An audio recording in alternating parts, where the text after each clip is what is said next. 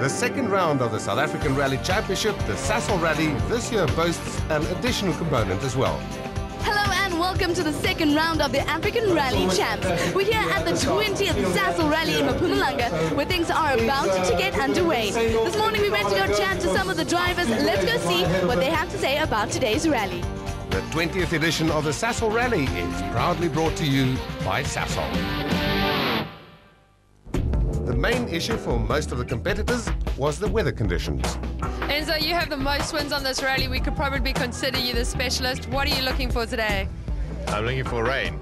that would help. I think it's an equalizer for us. It challenges the driver. A couple of changes this year where the ruling body is not allowing us to use the wet tyres. So we're all on a dry compound, dry tyre, which will really make things very difficult for us in slippy parts. How important is the recce on this rally? I think it's very important because it's an opportunity for one to refine the notes, and to also distinguish how rough the route is. So I think it's very beneficial. We're looking forward to it, but with trepidation, I would say. With all this rain and everything else, it's going to be really tricky. And I think we had a disadvantage, our road position one, and then all the oaks, in front know how to drive in these conditions. We're learning as we go along. So yeah, and then apparently we crash a lot, so we're going to try and not do that. But yeah, I think it's going to be really, really tricky. How is your car going to be so much better on these tough, rocky stages? Our cars have got what we call Riga suspension in them, and they've been developed extensively, I think, in the rough. They handle the rough very, very well. It's just the wet that's going to be a bit tricky, so we'll have to just find our feet today and see where we're at. Now, these stages are notoriously rough. Tiptoeing around? Yeah, the car's quite strong, but we had a problem last year, so we'll have to see how it goes. You're off to a better start than the first rally already. Well, let's say hopefully. And there's only one expectation for us this time, and that's to finish. I've only spent about 8 kilometers in the car. It's a left-hand drive. It's a complete different kettle of fish, but I'm satisfied with what we did yesterday. So let's hope we can finish and have a reasonable result. First on the road, the G-Fuel Ford Fiesta of Conrad Rothenbach and Nicholas Klinger, leading both the South African and the African Rally Championship. Fourth on the road, it's Hergen Fecken and Pierre Arries in the first of the BP Volkswagen Polos. Then JP Damse and Caroline Swan in the Team Total Toyota Runex, fifth in the championship at the moment. Mark Renier, ninth on the road, along with Robin Houghton in the Sasol Ford Fiesta. Lots of support for them there. Stage 1, 22.5 kilometers of dirt at Driekop near Graskop, all in York Timbers land. Some fast stretches and sweeps, but also some very tight and twisty corners there. No sign of any impending rain at the moment as the drivers get ready for the start of stage 1. All right, car number 4, it is the G-Fuel Ford Fiesta, Conrad Rothenbach, Nicholas Klinger. Of course, they're known for their outstanding driving and getting on the pace from the get-go. Won the first round in KwaZulu-Natal. They don't look like they are doing it, but it's a cautious start at the moment. This is a flat-out piece of land, and they are going to just see what the conditions are like as we go on board. Very late to right. So acknowledgements must go out to York Timbers, the sole sponsors of all the dirt stages, but on board and exciting stuff. The beauty, and it's treacherous.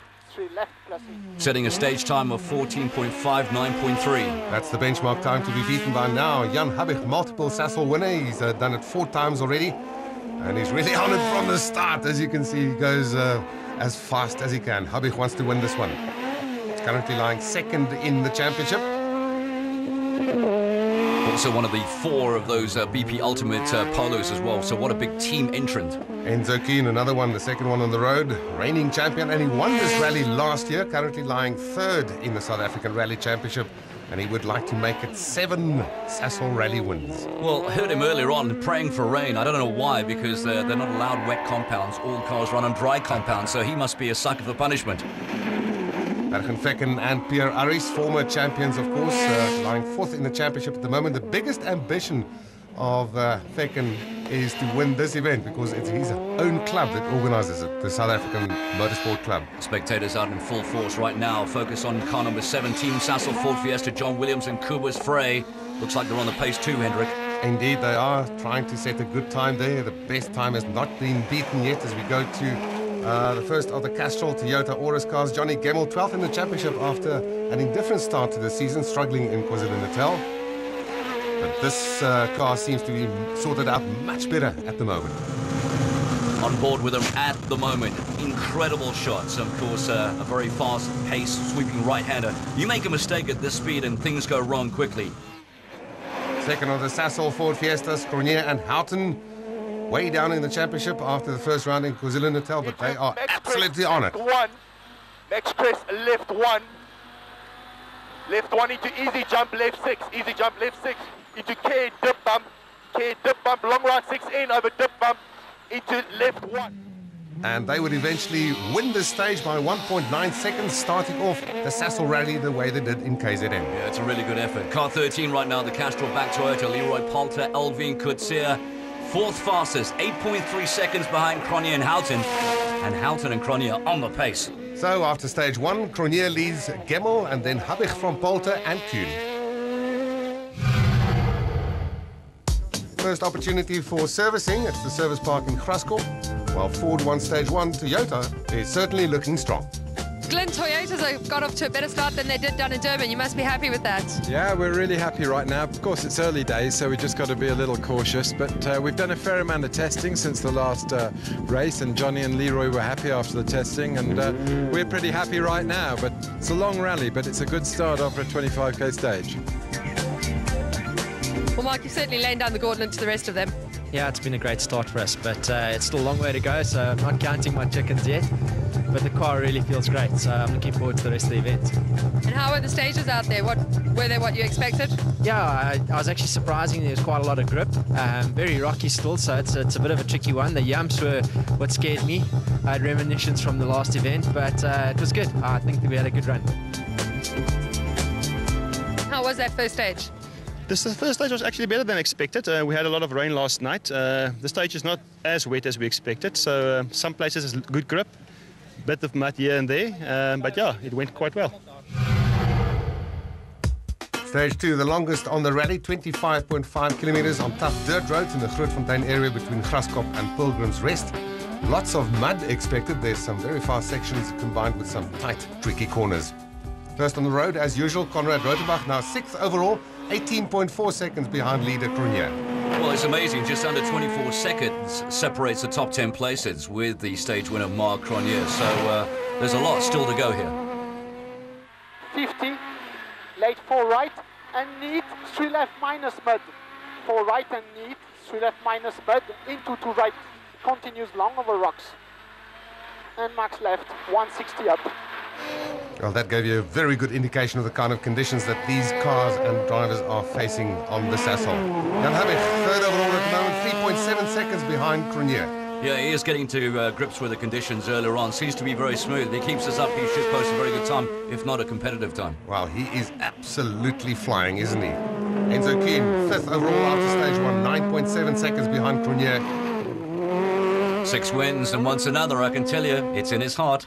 This is Arjen Vekken, 7th overall after stage one. A cautious start for him, 18.7 seconds behind Cronje, but now he is absolutely flying and almost hitting the bank there.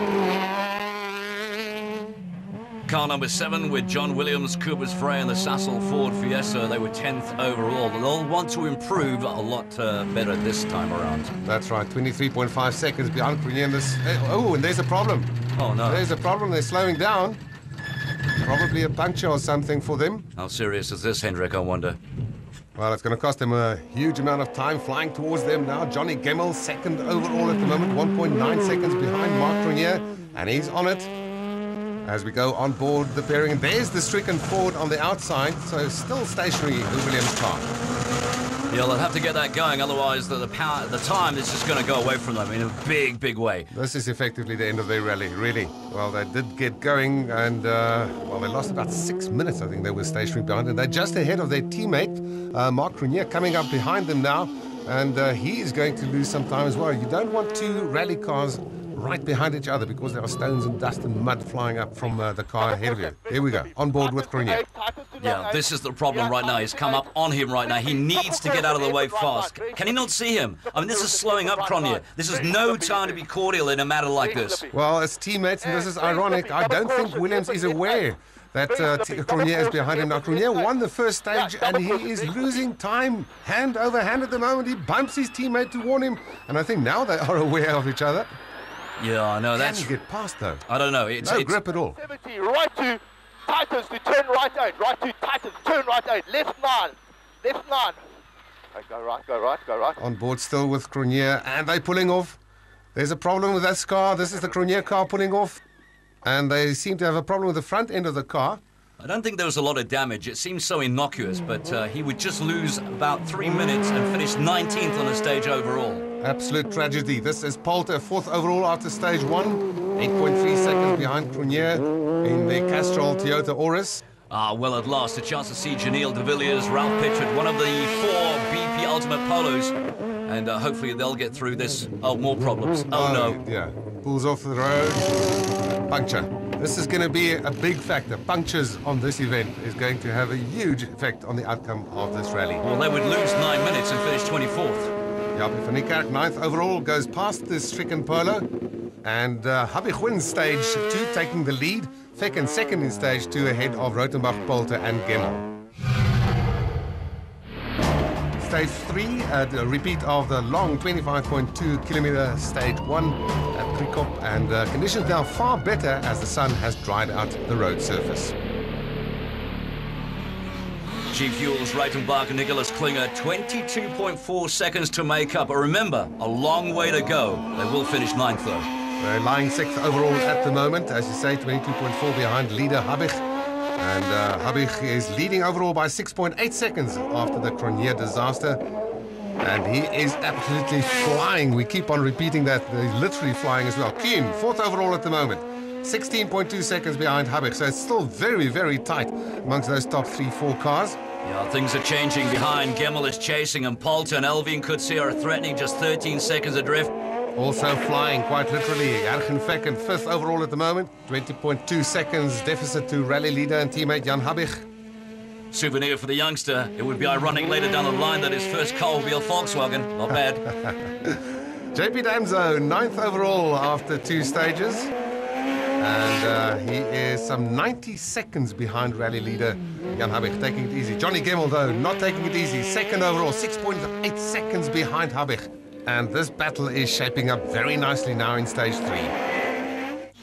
Car number 6, Charles Wilkin, Greg Godridge, Basil Reed, Bishop, Ford Fiesta. They lie 10th at the moment and also going airborne. Marc Cronier has dropped back to 14th overall after the disaster in stage 2 in the Sasol Ford Fiesta. But he is trying his very best to make up as many positions as possible. And he would eventually go 3rd fastest in stage 3, moving up to 10th. Car 13, Castrol back Toyota. Poulter, Elvin Coetzee are showing positive sign, and Poulter's skill is becoming very evident. They will go on to finish 2nd fastest. 2nd overall, 14.5 seconds behind Habig. Mohamed Musa and the team total Toyota Runex 8th overall after the first 2 stages. So Habig wins the stage by 1.4 seconds from Poulter. Cronier in 3rd position ahead of Fecken.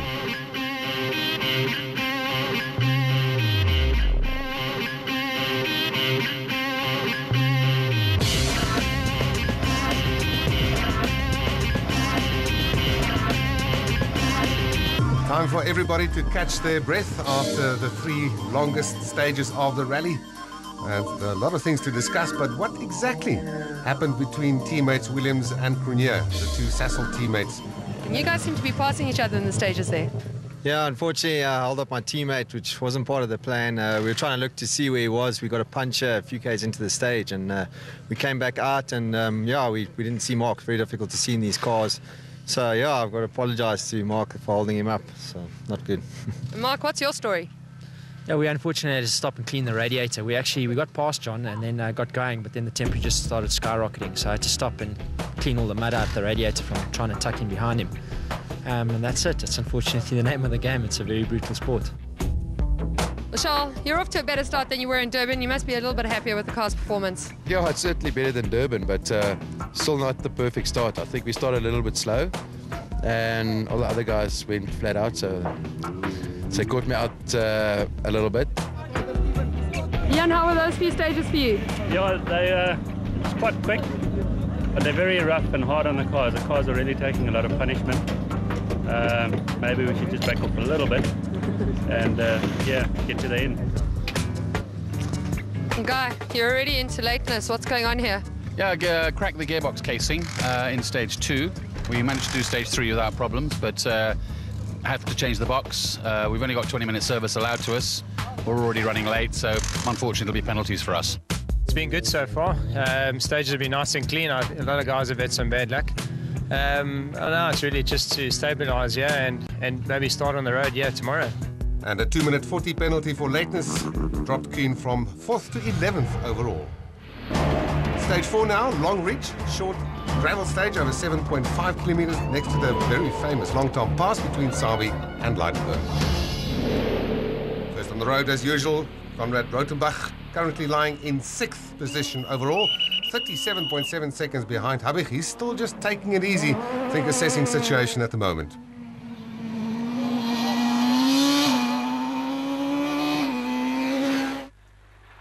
Long slide left over neat narrow blow.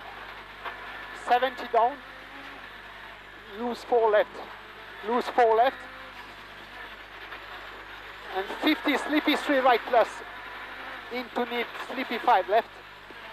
Into neat slippy 5 left.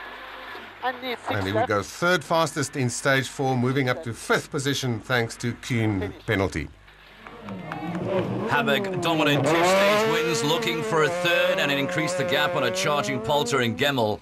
Habig finishes and wins stage 4 just 1.8 seconds from Poulter. This was the stage that most of the competitors wanted out of this because of the roughness of it. They didn't get their way though. Herken Fecken currently in 5th position overall, 37.7 seconds behind his teammate. This is JP Damso, 7th overall after 3 stages. All of these drivers will move up 1 position thanks to the Kuhn penalty. Johnny Gemmel absolutely flying the 3rd part of that 3-way battle at the front there, 3.5 seconds behind his teammate Leroy Poulter. And he would go 6th fastest in stage 4, dropping back a further 3.6 seconds from Poulter. The BP Ultimate Polo. Now it's Enzo Kuhn, finds himself almost 3 minutes behind. He is now going to have to throw caution to the wind and charge. He's going to absolutely fly, 11th overall at the moment. Leroy Poulter 2nd overall behind Jari Habig. And he would go 2nd fastest in stage 4, dropping a further 1.8 seconds to Habig.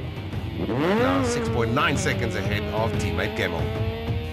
So after 4 stages, Habig, Leroy Poulter and Johnny Gemmel covered by only 13.2 seconds. And in the top 6, JP Damso ahead of Mohamed Musa and Charles Wilken. Stage 5 now, Willie van Geraamte West.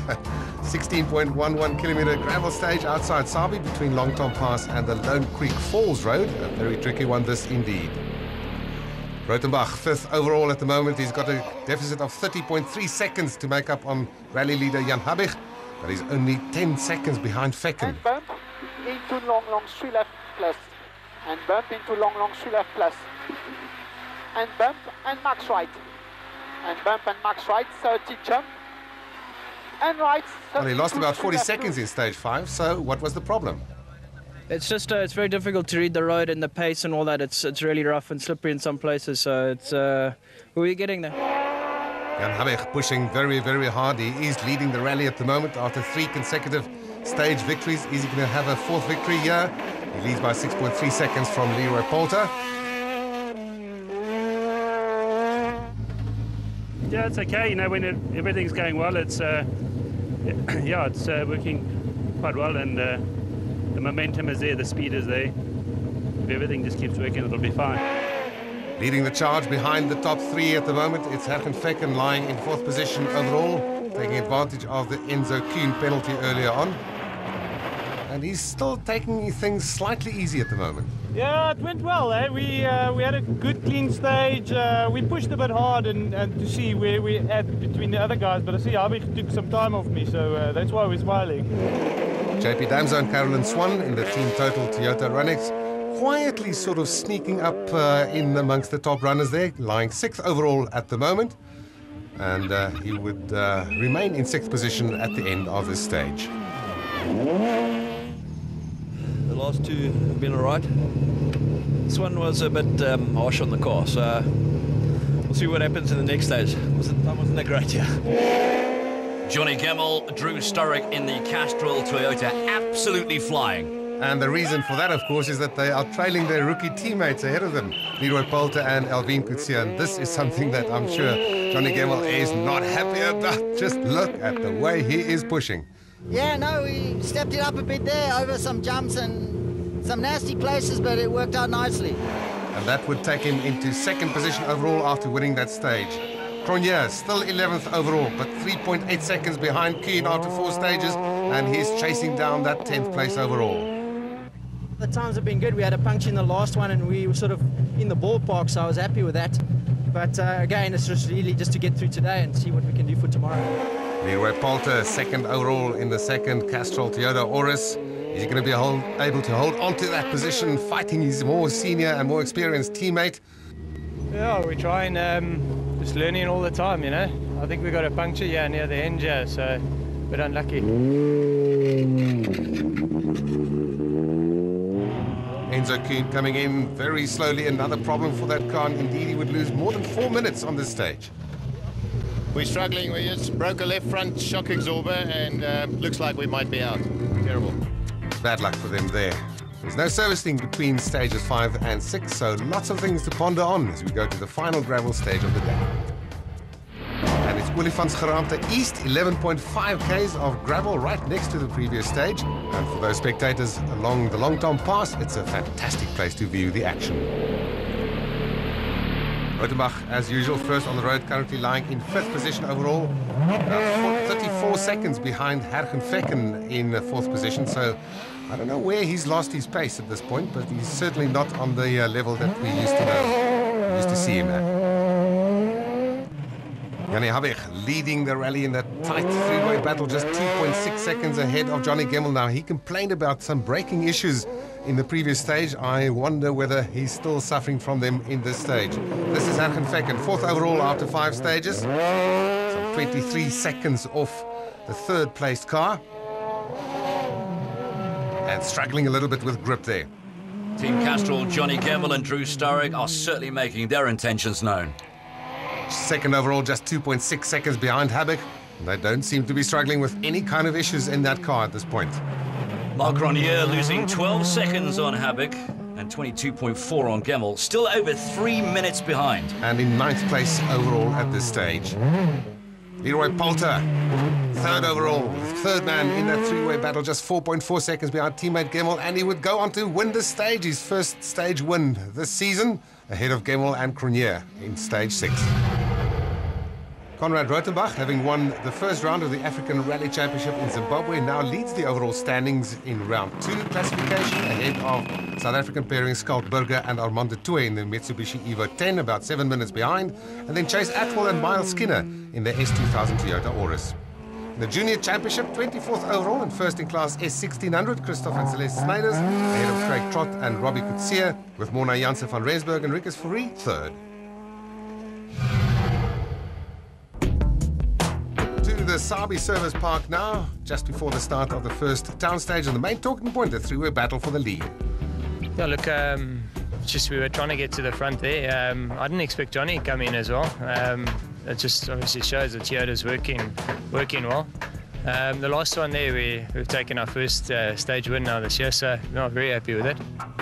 Well, Johnny, you've made that charge and you're up in the lead. You must be very happy with that. Yeah, not by much, only 0.9 of a second, but at least it's the lead for now.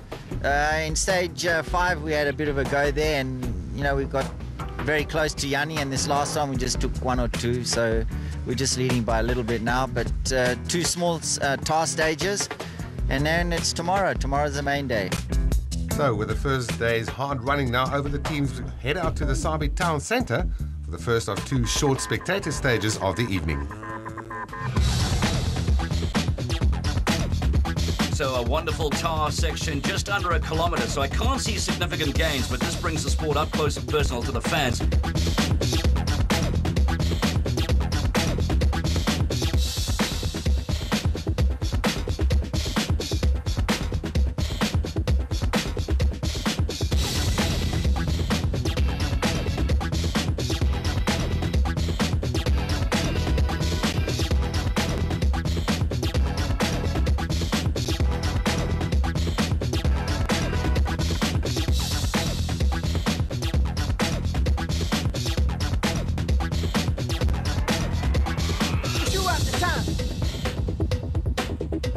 And the final stage of the day, the Sasol White River School stage, a new layout, but the same enthusiastic crowd as always.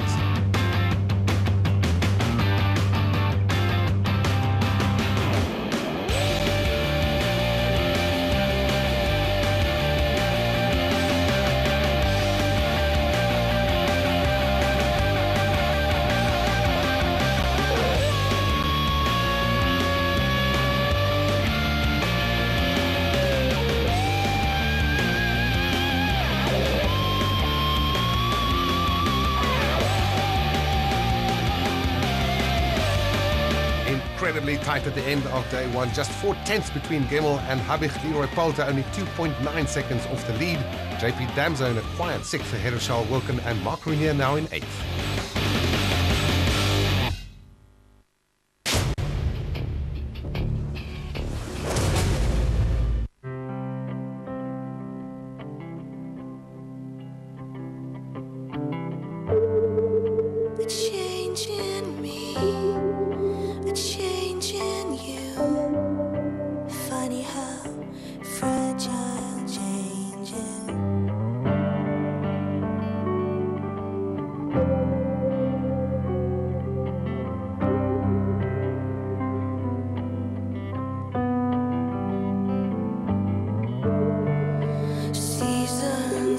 The FA Cup Final, Saturday, 14 May, only on SuperSport.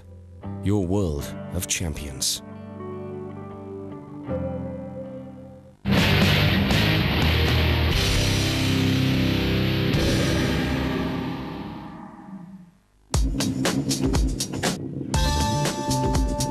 Welcome to day 2. We out here in Nelspruit for the second day of the Sasol Rally 2011. As you can see, the crowds are out in full force. With only 0.4 per second between leader Johnny Gemmel and Jan Havik, today is going to be very interesting, with almost 30% of the field already out of the running. Stage 9, the very popular 1.42 kilometer tar super special, where two cars race each other over two identical loops that mirror each other, and in theory they should come out at exactly the same time. In the left lane it's Johnny Gemmel, right lane it's Jan Habich. Well, you know, Hendrik, this sort of stuff is so popular in Europe. And why wouldn't it be? Why wouldn't it be? Just look at Habich absolutely flying there. He's got 0.4 of a second to make up on Johnny Gemmel. It can be done on a stage like this if you keep it clean. Gemmel, is he going to be able to open up that gap slightly? We'll have to wait and see as they come to the switch over point now. The one car had done the short loop first, now the longer loop. And Habich getting that handbrake turn done pretty well. Tricky thing this is, these cars are four-wheel drive and not easy to get around the hairpins. You've got to get the power down early and not bog down. Get the tail around as well, use the momentum of the car. And now they come to the point where they should be absolutely even. Oh! Have some of that, Habich. And Yanni gets the run on him, I think. Yes, he's got the inside line there and he's crossed the line, and it is a margin of just 0.3 of a second, bringing that gap down to a mere 1/10. I think we're 0.3 quicker, so we still need 0.1 of a second. We'll work on it on the next stage. Next up in the left-hand lane is Leroy Poulter. Right-hand lane is Sergeant Fecken. Leroy, of course, with lots of tyre experience on the racetracks of South Africa and overseas as well. He should do well. Well, he should do, because we know that Fecken does not like driving on the tar. So the outcome of this would lean in Leroy Poulter's favour. But it looks like Fecken's having a go at this. Well, Fecken is very good at gymkhana type stuff. That's how he cut his teeth in rallying when he was much younger. Let's see how they do. And he might just have the drop at the moment, Hendrik. I think he's a little just ahead of Leroy Poulter. He's got the run into the final stretch, absolutely right.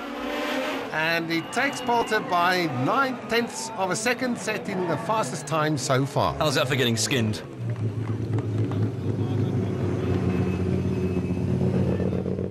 Yeah, look, it's very close between the top three, so I'm sure they're going to have a dogfight, and we'll sit here at the back and we'll see if we can grab the bone. Now, in the left-hand lane, Cronje versus Charles Wilkin in the right-hand lane as they pull off out of the starting blocks there. Now, Charles Wilkin has not found any pace so far on the rally, and he would certainly like to maybe put up a good show here. That can't be the same said for Marc Cronier at the moment. He's flying. Yeah, I think he's still not happy about the situation between him and his teammate that happened yesterday. It's actually a good matchup here. Two former South African circuit racing champions against each other. Oh, and Wilken making a bit of a mistake there. He didn't get the tail around. He's getting bogged down, and he would lose a lot of time in that incident. Now to the final run, and there's the gap. You can see the time that incident cost Wilken. That's about 3 seconds, and Cronier sets the fastest time so far, beating Fecken by 0.1 of a second. Yeah, another stage win. Well done, Mark. Stage 10 now, 13.6 kilometers of gravel in the Hendriksdal area between White River and Sabi. Under 2 seconds between the top three, with another 2 in the mix, being Cronier with a stage win and Rothenbach just over a minute behind. Rally leader Johnny Gemmel, only 0.1 of a second between him and Jan Habich at the moment. Oh, bad mistake. That's going to cost him some time. But the fight at the front of the field is so intense that the smallest little mistake can make a big difference. He is absolutely on it, is Johnny Gemmel. And there you can get the good idea of the kind of mixed conditions that they are facing at the moment. This is Jan Habich. He is determined to wipe out that small little deficit and retake the lead. Wow, he just does not lift off at all. So often I've seen rally cars come unstuck in water. Now Leroy Poulter just, 2 seconds, as you said, behind teammate and rally leader Johnny Gemmel. Watch them go through this water section here. It's fantastic the way that they control it. I'll tell you what, Leroy may feel he's a rookie, but he is really improving stage by stage. I just don't think he knows how to make mistakes, this man. Now, Hergen Fecken, fourth overall, 20.3 seconds behind third-placed man Leroy Poulter. Is he going to find some pace on day 2? Well, this rally is far from over. Rothenbach currently 5th overall, about 48 seconds behind 4th-placed man Fecken. And will he find some pace today? He's not sweeping the road like yesterday, got the advantage of 4 cars ahead of him on the road. He's also flying, of course, because he needs to make up some places. He's defending his lead in the South African Championship. And also got to keep in mind the African Rally Championship result. Yeah, good point, Hendrik. And he would go second fastest in stage 10. JP Damso now 6th overall, about 38 seconds behind Rothenbach. We go on board. Good shots. Also the navigator, Carolyn Swan, getting the very best out of this Toyota Runex. Well, in this stage, they would lose 29 seconds to the Zimbabwean ahead of them. Wilken, 7th overall, about 57 seconds behind Damso, so the top 7 really stretched out.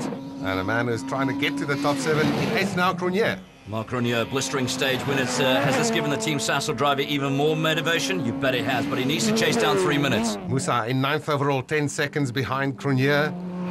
And Gemmel takes the stage victory ahead of Rothenbach and Cronier, Fecken and Habich only 5th. Stage 11, Magsley, 17.72 kilometers of gravel in exactly the same area around the Hendriksdal. Of course, the spectators out there have been witnessing some really fantastic rallying. And it's been spectacular. Also, the number of spectators. Johnny Gemmel leading this rally. He's now stretched his lead over Habich by to 6.8 seconds. And I think he will be comfortable with that as we go on board. Oh, I think he's made a mistake. Yes, they've overshot there, and this is going to cost them time. He's got to reverse the car back onto the stage, and eventually that would cost them 29 seconds. Jannie Habich, 2nd overall by that margin of 6.8 seconds as they come into the stage. And it's pretty sure that he will retake the lead at the end of this stage. Poulter just 10 seconds off the lead. Will that mistake of Gemmel bring Poulter close? I'm sure it will. Gemmel will be kicking himself. Fecken, 4th overall, but I'm sure that mistake by Johnny Gemmel will bring him into the clutches of Hergen Fecken in the BP Volkswagen Polo. Konrad Reitenbach and Nicholas Klinger doing enough, still trying to stay in touch. 42 seconds behind Fecken. 160 up. Long max crest. 7 chip roll. And late neat muddy open 5 left plus. And they would set the pace, setting a benchmark fastest time in stage 11. JP Damso in a safe 6th overall at the moment in the Team Total Toyota Runex. Large gaps ahead of him and in front of him. Marc Grenier, Robin Houghton, Team Sasol doing everything to make up all of their bad luck they've had prior. And they've now moved up into 7th overall. On the fringes of the top 11, the Pertec Peugeot 207 of Hein Lateghan, going much better than their struggles in KwaZulu-Natal. John Williams, 12th overall, battling with Lateghan for that 11th position. Enzo Kern, Guy Hodgson, BP Ultimate Polo up to 18th. Wretched luck in carrying a penalty, but lots of fight left in these two. The second of the Pertec Peugeot 207s in the hands of Issa du Plessis and Gerard Snyman, currently in 19th overall and also putting up a very good show after their struggles in KwaZulu-Natal. I think they'll be pretty happy with the running so far. Didn't even get to start in KwaZulu-Natal in the first rally, and obviously they're still trying to set up the car and find the sweet spot. It's going to take a while before they really get going. Camille de Villiers now in 20th overall after a lot of problems. So Rothenbach takes stage 11 ahead of Habig, Poulter, Fecken and de Villiers.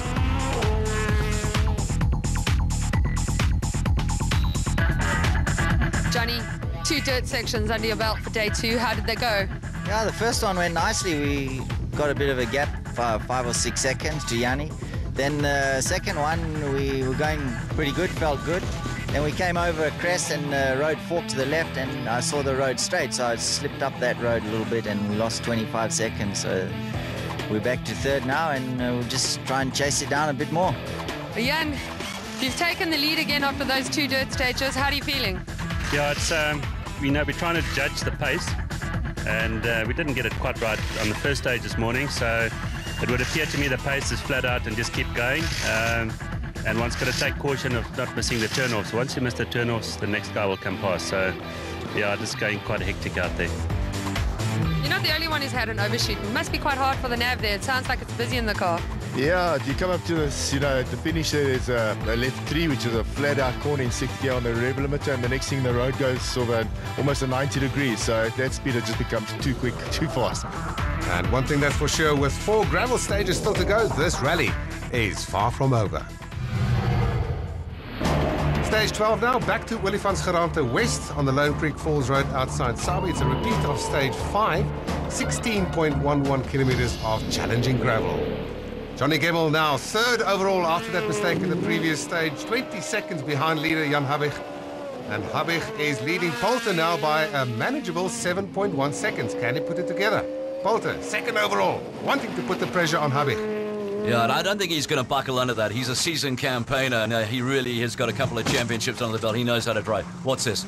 Oh my God! This is Habig. But Habig has rolled the car. Habig is out of the rally. A dramatic development on stage 12. Here comes Arjen Fecken. There's no way that Habig will continue, and everybody else will move up 1 position. But Habig leading this rally by a comfortable and manageable margin. We don't know yet whether it was a mechanical issue or driver error, but certainly a turn up for the books. Long max left there. Oh, long max left. And Max, okay, eh? Yeah. And long max right in. 160 up, Max Pro. We've just had the text message through. Habig is out. What happened? Have you heard? Yeah, 12 kilos into the stage, Johnny rolled. So both crew are out of the car and they're okay. So we don't know what happened. We'll have to wait and see. We'll go and fetch the car after the other competitors is through the stage. Well, the disappointment is just tangible, isn't it? This is JP Damso in a safe 6th position overall still, and not under pressure at all. Basil Rebus up forward, Charles Wilkin, Greg Godridge, just under 4 minutes to make up, lying 8th overall. Now Grenier, he's in 7th already. He's made up places hand over fist. So far on this rally, goes 5th fastest in stage 12. And here's Lateghan in the Peugeot once again, starting to find his feet. Car number 7, Team Sasol, John Williams and Kubus Frey still circulating, trying to chase down some time. Camille de Villiers now 20th overall. He lost about 6 minutes yesterday, but now he's starting to set some impressive stage times. Epic battle for the lead, and it's ended upside down. Yeah, well, it's it's a risk that we take, and cutting the edge very fine. This one was obviously a bit too fine, and that was the end result. A little bit of the pressure from the Toyotas as well? No, it looks like we had the wheel went flat as we came over the crest, as it landed. It seemed to have pulled off the rim, and It veered off to the right, we caught it, came back to the left, and pulled it back to the right, and went through a ditch in the grass, and that was it. Game over, but luckily no damage to you or your co-driver here. I know we were fine. Rob's got a bit of a sore collarbone, but I think they'll sort it out quickly. Well, that must have been a spectacular crash. And remarkably, this is the first time in 14 years that Jan Habig has crashed out of a rally. After 12 stages, Leroy Poulter and Alvin Coetzee lead Johnny Gemmell and Drew Starrett by just 7.3 seconds. Mark Renier up into 6th position overall ahead of Charles Wilken and Mohamed Musa. Stage 13, Willie van Geraamte East. It's a repeat of stage 6. That's right next door in the same area. 11.51 kilometers of challenging gravel as well. Johnny Gemmell, 2nd overall, smarting at the fact that he's behind his rookie teammate. 7.3 seconds to make up on Poulter. And is he going to be able to do that? Well, Gemmell is certainly hurting from that mistake he made by overshooting. It's really costing him now with it getting down to the final stages. And it's a remarkable situation after KwaZulu-Natal where they were nowhere. Toyota has taken control of this event. It's going to be a 2-horse race from here on in. Well, quite fitting, really, because they were looking for their 100th win as well. It looks like we could have a 1 and 2 here. Leroy Poulter, maiden rally leader. He's never been in a position like this. He's got 7.3 seconds in hand over his teammate. Will he crack under pressure? Well, I wouldn't blame him if he did. I mean, he's got a much more experienced teammate in Gemmell. But anyway, he's into his 10th rally. He's got a new navigator. He's doing really well. Vergenvecken in 3rd position overall, but he's moving slowly. There's a problem with that car. He moved into a podium position into the stage, but there is a serious problem with that car. He cannot seem to find gears or anything, so that's dropping way down the order. Now Rothenbach, 4th overall, coming into the stage. So he bumped deep into Max Crest, and 120 open 6 right plus. On board, Reitenberg and Klinger, and there is Vecken, as we mentioned earlier on. 52 seconds is all he needs, and they have 3rd. Damso coming in 5th overall, and obviously moving up to 4th after this stage, thanks to Vecken's problem.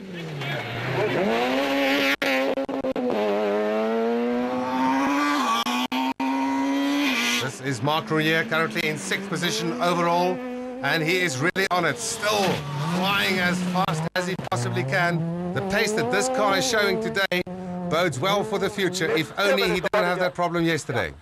200 down. Easy, dip 70 up. All the way to the top, right 7, no touch at the top there. Mohamed Musa in 8th position overall. Obviously, everybody who were behind Vecken will end up this stage in a higher position overall.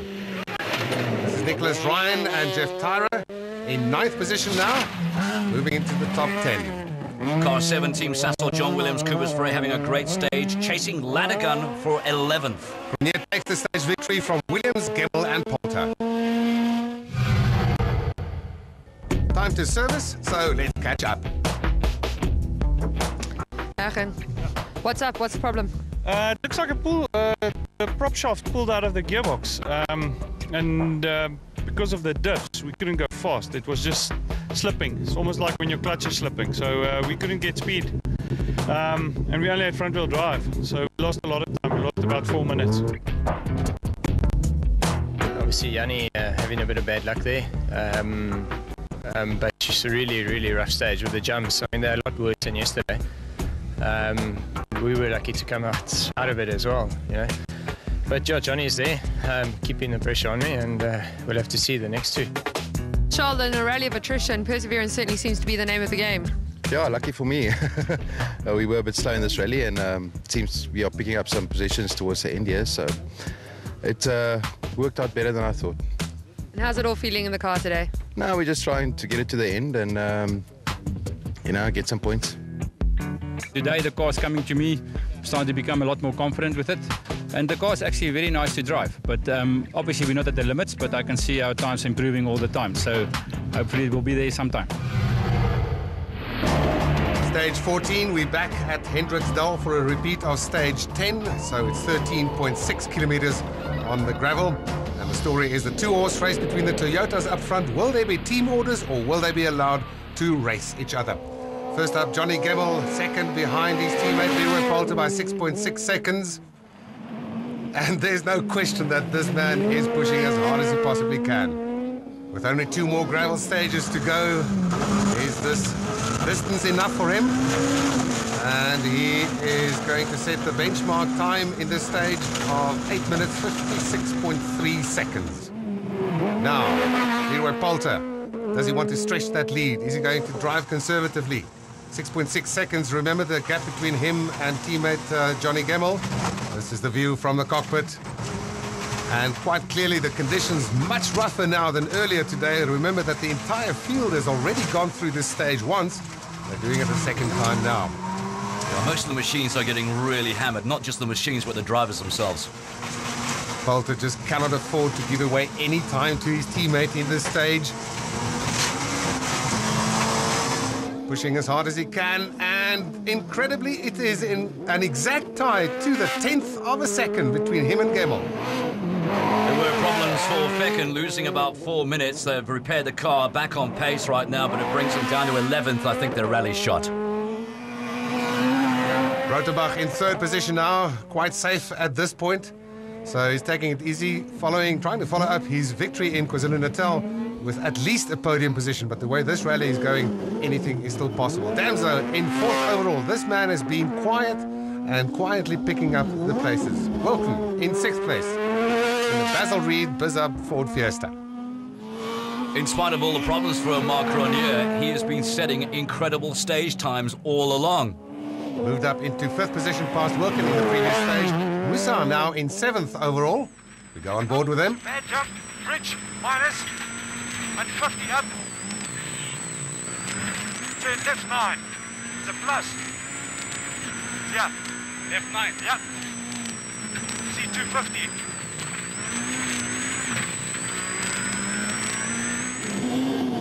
Nick Ryan and Jeff Tyra currently in 8th overall. And Latergan now into the top 10. But he would lose a position as Hergen Fecken goes into 7th at the end of the stage. John Williams, 9th into the stage, but for the same reason drops to 10th at the end of stage 14. And Enzo Kuhn still flying. He's now up to 13th overall coming into the stage and setting some very, very good times. Du Plessis in 16th. So Gemmell and Poulter tie the stage. De Villiers a very good 3rd place in stage 14 ahead of Damso. Stage 15 now, a repeat of stage 11 of this morning, 17.72 kilometers of gravel. It's the final gravel stage of the Sasol Rally 2011. Battle between the Castrol Toyota teammates still rages on. Johnny Gemmell is now 6.6 seconds behind Poulter. And this is the final opportunity for him to try and close that gap. He sets the benchmark time in this stage of 10 minutes 54.1 seconds. Castrol Toyota, Poulter and Coetzee, the Aurus holding up very well. It's been 14 stages, Hendrik, a bruising punishment of man, woman and machine. And they are still flying as fast as they possibly can. And they go faster than their teammates by a full second in that stage. Fecken, 7th overall now, but 20 seconds to catch up on Charles Wilken. And he sets the 2nd fastest time on this stage. G Fuels, Reitenbach and Klinger still holding on to 3rd. A lot of work still ahead of them. And they would go 4th fastest in this stage. Driving for the podium, I reckon, at this point. On board with JP Damso and Carolyn Swan in 4th position overall, having done a solid run over 2 days. No mistakes that we could pick up. Yeah, this Runnex really has performed over this entire weekend.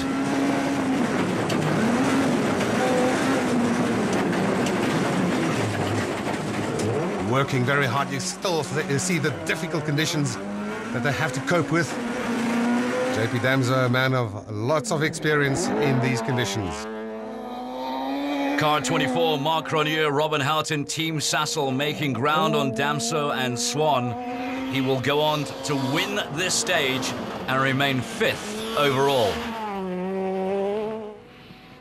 Enzo Kuhn still in 13th position overall going into stage 15, but he goes into 12th past Kalkberger. So Cornier takes the stage by 6.6 seconds from Fecken. Poulter stretches his lead over Gemmell. In the FIA African Rally Championship Round 2 classification, Rothenbach leads Burger by 12.5 minutes with White and Archnall in third.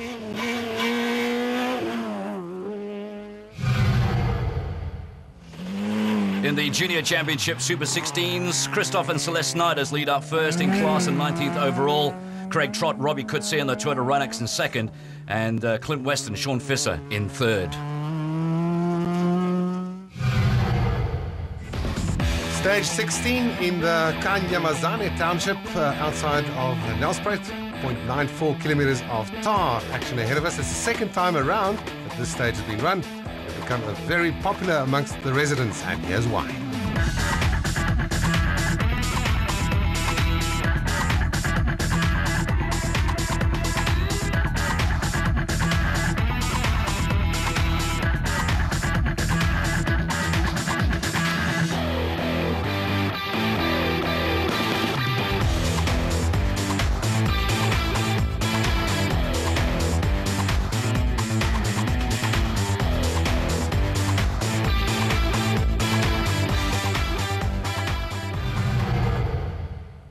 Traditional final stage of the Sasol Rally at the Nelspruit Showgrounds, and as usual, a huge crowd welcoming the competitors.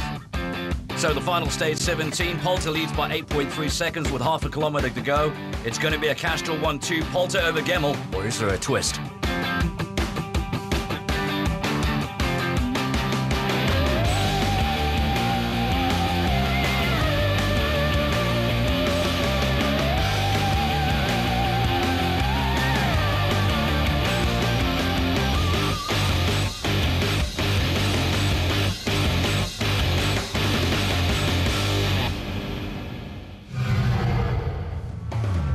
Poulter and Alvin Coetzee take their debut national victory from Castrol teammates Johnny Gemmell and Drew Starrick, with Conrad Rothenbach in the third position. Solid sixth for Charles Wilken and Godrich, while Musa in eighth, and Heinrich Latergam finishes in the top 10.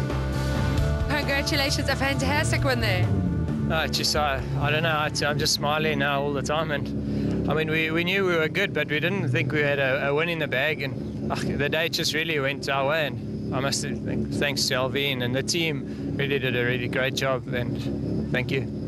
Fantastic, and it was really after the demise of Habich on that stage and his role. It was an inter-team battle, and you just took it from there.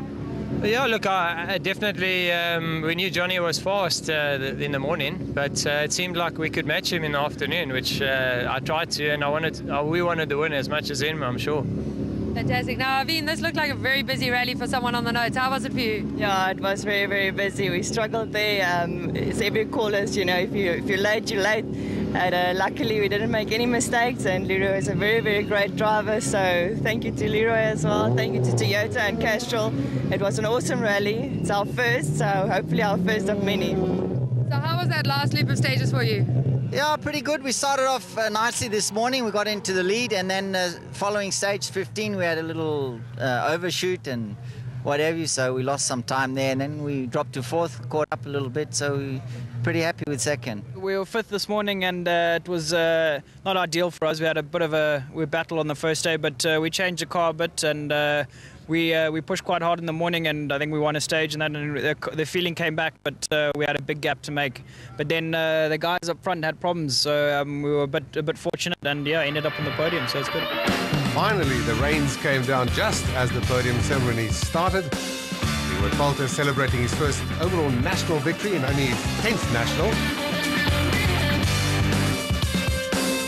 Rothenbach remains in the lead of the championship ahead of JP Damso now by 11 points, and just 1 point further back is Johnny Gemmell. As far as the co-drivers are concerned, Carolyn Swam 2 points ahead of Pierre Aris. And Toyota celebrating their 100th national championship victory. Volkswagen still leads the manufacturer's standings by 24 over Toyota, Ford in a very tight third. Celebrations at the end of the 20th Sasol Rally. 20th edition of the Sasol Rally was proudly brought to you by Sasol. Well, ladies and gents, that brings us to the end of the 20th Sasol Rally 2011.